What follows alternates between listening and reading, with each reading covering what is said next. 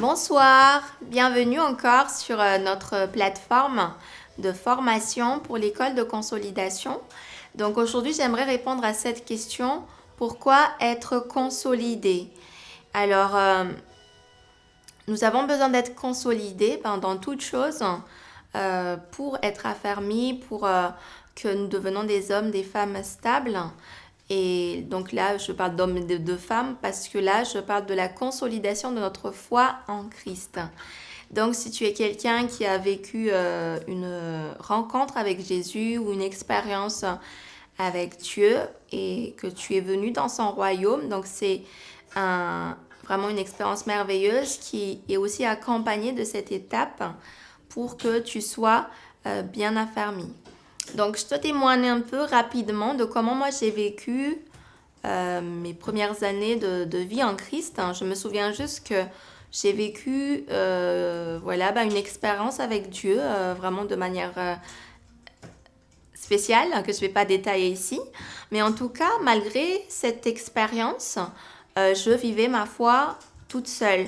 Et ce qui était difficile pour moi à cette époque, c'était de pouvoir en fait être affermie dans les vérités de qu'est-ce que Dieu pensait de moi, qu'est-ce que le Seigneur en fait a fait aussi même surtout de mon passé. Donc pendant 1 an à peu près, je vivais dans une lutte en fait de pensée, de culpabilité, de condamnation, de doute sur l'amour de Dieu. Et c'est 1 an après, j'ai vraiment vécu ce processus où le Seigneur m'a consolidée dans sa grâce. Et par le biais des enseignements de fondement, ça m'a permis véritablement de connaître ce que Jésus a fait pour moi, de connaître aussi qui je suis devenue en Christ en tant que nouvelle création.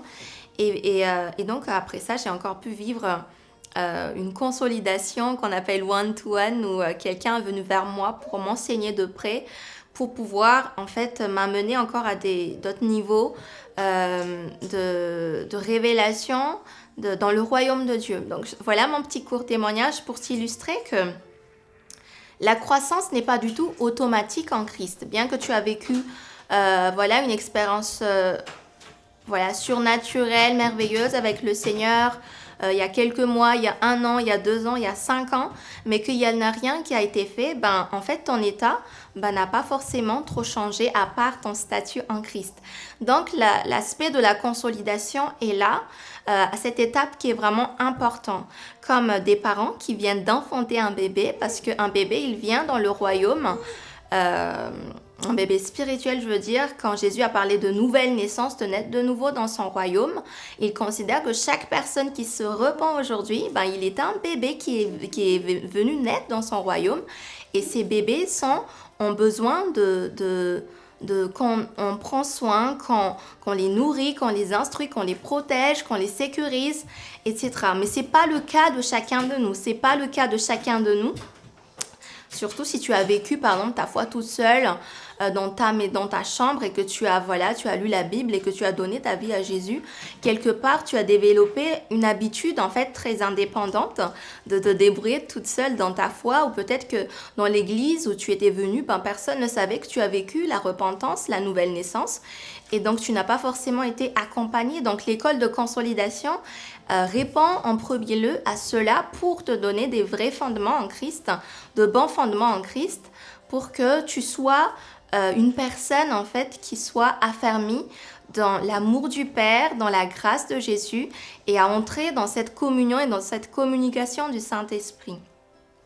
C'est très important. Et donc, si tu as commencé à connaître Jésus, à le recevoir comme le Seigneur de ta vie, c'est une étape importante d'être enseigné dans les rudiments de la parole de Dieu, dans ce qu'on appelle le lait spirituel. Le lait, on le donne aux bébés, aux enfants. Et donc, le Seigneur nous a donné ce mandat à travers les apôtres, les disciples. Il a dit, paissez mes agneaux. Prenez soin de mes brebis. Donc l'Église a ce mandat de t'accompagner en tant qu'une famille, en tant qu'une ambassade de Dieu sur la terre. Et voilà, nous sommes la maison de prière pour toutes les nations et nous désirons répondre à cet appel d'amour de Jésus pour toi. Et même si tu as déjà vécu ton cheminement en Christ depuis des années, et que peut-être que tu n'es pas encore baptisé d'eau, c'est un temps aussi parce que ça fait partie des fondements, des actes de foi que tu as besoin de poser dès que tu commences en Christ en vérité. Et donc, nous sommes là pour t'aider, pour t'accompagner, non seulement nous, mais différents pasteurs, leaders dans chaque maison de prière, chaque cellule. Et ils sont là pour pouvoir t'accompagner à travers les enseignements. Et chaque jour, tu auras cette étude quotidienne de la parole de Dieu en commençant par une lecture. Oui, c'est important pour nous parce que en revenant à Christ, ou si tu veux entrer en relation avec Dieu, nous sommes entrés dans une relation et une relation, ça s'entretient.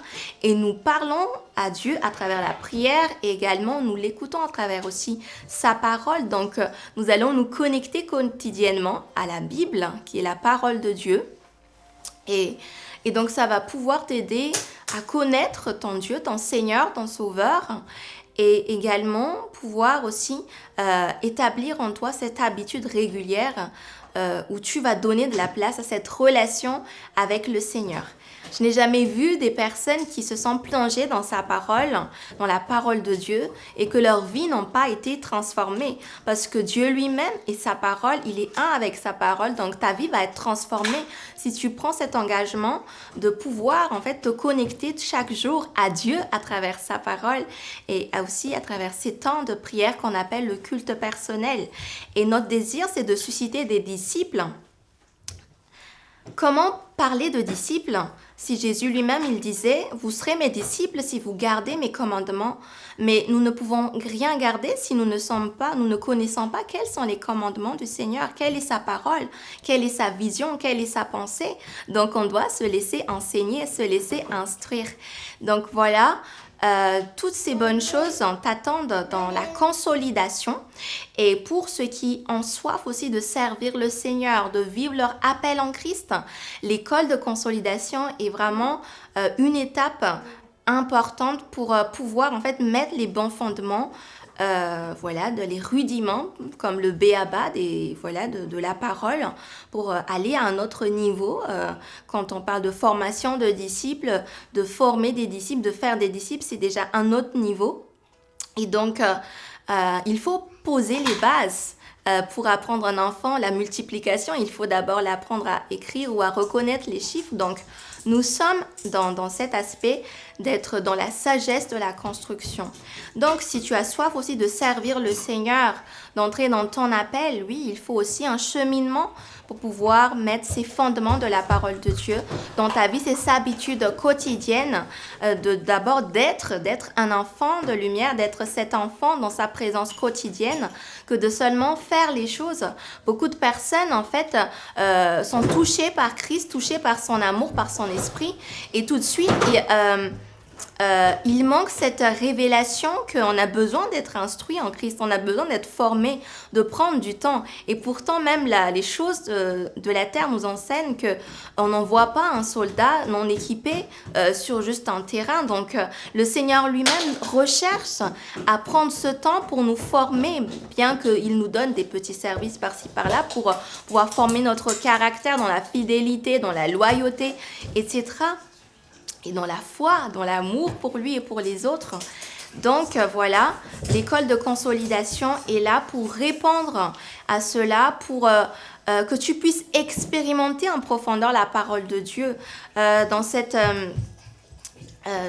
12 semaines, dans ce parcours, tu vas pouvoir vivre des guérisons intérieures, des guérisons physiques, des libérations aussi, des chaînes générationnelles, etc. Un changement de mentalité parce que c'est l'Esprit du Seigneur, sa parole qui va agir, son onction et l'œuvre de son sang, bien sûr, parce que ces trois sont d'accord. Donc voilà, rejoins-nous si tu as encore hésité pour ce parcours et si tu ne peux pas nous rejoindre pour ce parcours de cette vague, il y aura d'autres cycles, donc n'hésite pas à te renseigner auprès des maisons de prière que tu connais ou des cellules et donc voilà, que le Seigneur te bénisse.